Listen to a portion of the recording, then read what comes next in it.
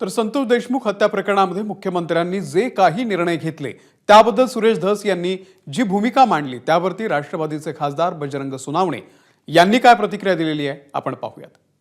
आपल्यासोबत आहेत बाप्पा, ज्या पद्धतीनं सुरेश धस यांनी सांगितलं की संतोष देशमुख हत्या प्रकरण हे मुख्यमंत्र्यांनी फार चांगल्या पद्धतीने हाताळलं, तुमचं काय मत आहे?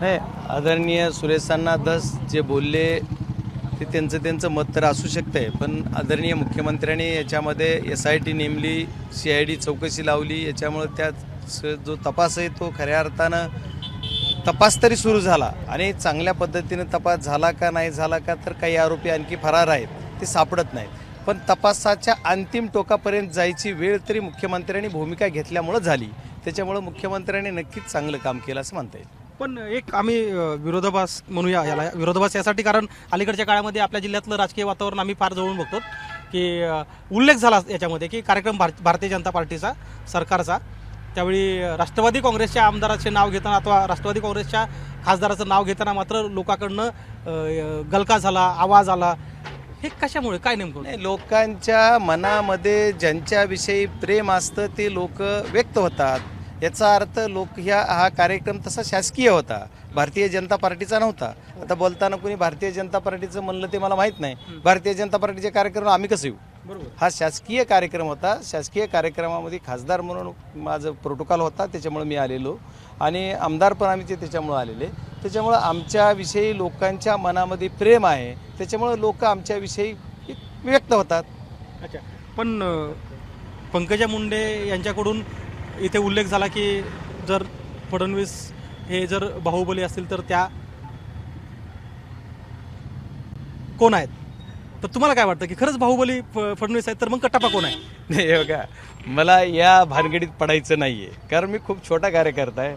आता आदरणीय ताईविषयी मी काय बोलावं मला माहीत नाही, आणि आदरणीय देवभाऊ हे महाराष्ट्राचे शिवगामिनी म्हणले स्वतःला, हा शिवगामिनी म्हणले, हो म्हणले ना शिवगामिनी, मी ऐकलं, चांगलं ऐकलं, पण ते आता त्या आई मुलांचं नातं त्यांनी जोडलं, त्याच्यामुळे मी त्याच्यावर काय बोलणार आहे? आई मुलाचं नातं त्यांनाच माहीत आहे, ते 5 वर्ष बाहेर राहिल्या, हो बाहेर राहिल्या, पण काय वाटतं की जर अशा प्रकारचा एक पिक्चर तयार होतोय जिथे बाहुबली आहे, शिवगामिनी आहे, मग कटप्पा कुठं आहे?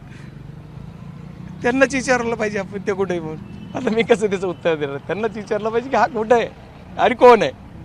पण काय वाटतं आजचा कार्यक्रम कसा झाला? कार्यक्रम तसा लोक चांगले होते, लोकांच्या हिताचं काम झालेलं आहे। पाण्याचा विषय मराठवाड्यासाठी खूप महत्त्वाचा, म्हणजे मराठवाड्यातील बीड जिल्ह्यासाठी खूप महत्त्वाचा आहे, आणि तो पाण्याचा प्रश्न आष्टी विधानसभा मतदारसंघातील आष्टी तालुक्याला बऱ्यापैकी हा पाणी येणार आहे, त्याच्यामुळं शेतकऱ्यांच्या हिताचा हा कार्यक्रम होता। शेतकऱ्यांसाठी जीवदान देणारा किंवा जल येणार, म्हणजे जलाशय भरले जातील सगळे, आणि सगळ्या पद्धतीने जलमय वातावरण आपल्या आष्टी तालुक्याचं होईल असं वाटतं। शेवटचा प्रश्न माझा की संतोष देशमुख हत्या प्रकरणाच्या तपासावर तुम्ही समाधानी आहात का? कारण तुम्ही सुरुवातीपासून म्हणजे पहिल्या दिवसापासून या प्रकरणी आवाज उठवताय, संसदेमध्ये असेल, आयोगाकडे जाणं असेल, किंवा रस्त्यावरची लढाई सुद्धा यासाठी आपण लढलेली आहे, तर तुम्ही आता समाधानी आहात का?